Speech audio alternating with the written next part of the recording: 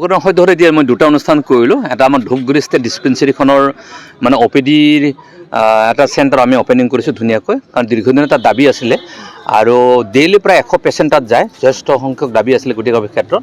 আমি সেইটো এটা কাৰবাৰখিনি কৰিলোঁ ৰাইজৰ সুবিধাৰ্থে। আৰু এই পাল্লাপাৰা গাঁও ৰাইজৰ এই ৰাস্তাটো আমি অপেনিং আমি কৰিলোঁ। যথেষ্ট জৰাজীৰ্ণ অৱস্থাত আছিল, বহুবোৰ কাম আছে, তো এই ৰাস্তা কাম কাজখিনি আমি কৰিলোঁ।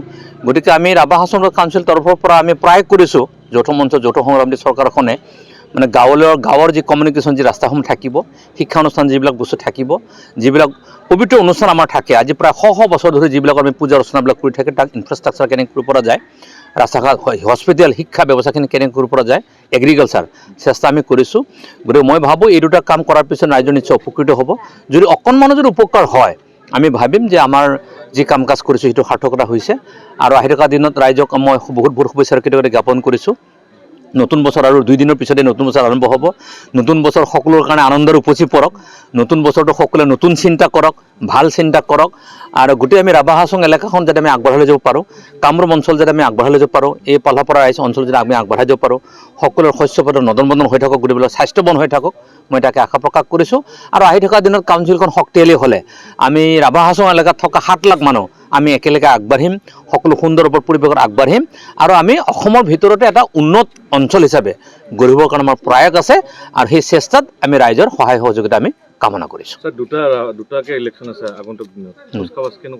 ডেফিনেটলি সন্মুখত আমি পঞ্চায়ত আৰু কাউন্সিল নিৰ্বাচন আছে, আমি সম্পূৰ্ণ প্ৰস্তুতি সম্পূৰ্ণ হৈছে।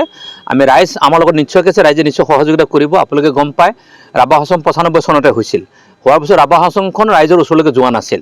আমি যৌথ মঞ্চ যৌথ সংগ্ৰামী চৰকাৰখন অহাৰ পিছত আমি কাউন্সিলখনক ৰাইজৰ ওচৰলৈ নিব প্ৰয়াস কৰিছোঁ। পইচা পাতি কম, তথাপি আমি প্ৰয়াস কৰিছোঁ, ৰাইজৰ ওচৰলৈকে গৈছে, ৰাইজৰ মৰম স্নেহটো নিশ্চয়কৈ আছে।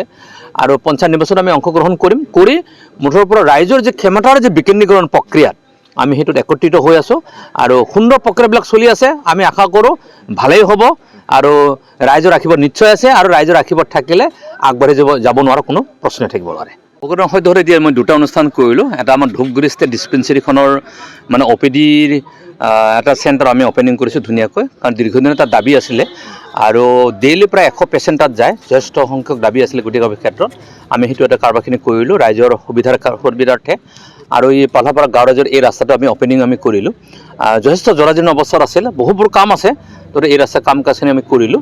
গতিকে আমি ৰাভা হাছং কাউন্সিল তৰফৰ পৰা আমি প্ৰায় কৰিছোঁ যৌথ মঞ্চ যৌথ সংগ্ৰামী চৰকাৰখনে মানে গাঁৱৰ যি কমিউনিকেশ্যন যি ৰাস্তাসমূহ থাকিব, শিক্ষানুষ্ঠান যিবিলাক বস্তু থাকিব, যিবিলাক পবিত্ৰ অনুষ্ঠান আমাৰ থাকে, আজি প্ৰায় শ বছৰ ধৰি যিবিলাক আমি পূজা অৰ্চনাবিলাক কৰি থাকে, তাক ইনফ্ৰাষ্ট্ৰাকচাৰ কেনেকৈ কৰিব পৰা যায়, ৰাস্তা ঘাট হস্পিটেল শিক্ষা ব্যৱস্থাখিনি কেনেকৈ কৰিব পৰা যায়, এগ্ৰিকালচাৰ চেষ্টা আমি কৰিছোঁ। গতিকে মই ভাবোঁ এই দুটা কাম কৰাৰ পিছত ৰাইজৰ নিশ্চয় উপকৃত হ'ব। যদি অকণমানো যদি উপকাৰ হয়, আমি ভাবিম যে আমাৰ যি কাম কাজ কৰিছোঁ সেইটো সাৰ্থকতা হৈছে। আৰু আহি থকা দিনত ৰাইজক মই বহুত শুভেচ্ছাৰ কৃতজ্ঞতা জ্ঞাপন কৰিছোঁ। নতুন বছৰ আৰু 2 দিনৰ পিছতে নতুন বছৰ আৰম্ভ হ'ব। নতুন বছৰ সকলোৰ কাৰণে আনন্দৰ উপচি পৰক।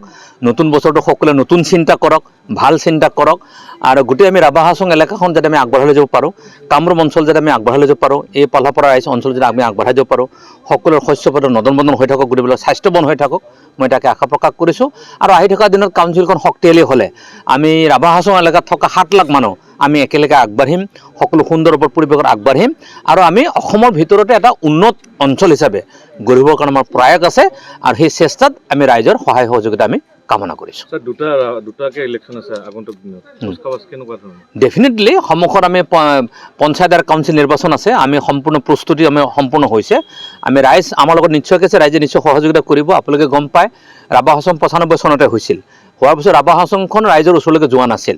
আমি যৌথ মঞ্চ যৌথ সংগ্ৰামী চৰকাৰখন অহাৰ পিছত আমি কাউন্সিলখনক ৰাইজৰ ওচৰলৈ নিব প্ৰয়াস কৰিছোঁ। পইচা পাতি কম, তথাপি আমি প্ৰয়াস কৰিছোঁ, ৰাইজৰ ওচৰলৈকে গৈছে, ৰাইজৰ মৰম স্নেহটো নিশ্চয়কৈ আছে। আৰু পঞ্চায়ত নিৰ্বাচনত আমি অংশগ্ৰহণ কৰি মুঠৰ পৰা ৰাইজৰ যি ক্ষমতাৰ যি বিকেন্দ্ৰীকৰণ প্ৰক্ৰিয়াত আমি সেইটোত একত্ৰিত হৈ আছোঁ, আৰু সুন্দৰ প্ৰক্ৰিয়াবিলাক চলি আছে। আমি আশা কৰোঁ ভালেই হ'ব, আৰু ৰাইজৰ আশীৰ্বাদ নিশ্চয় আছে, আৰু ৰাইজৰ আশীৰ্বাদ থাকিলে আগবাঢ়ি যাব নোৱাৰা কোনো প্ৰশ্নই থাকিব নোৱাৰে।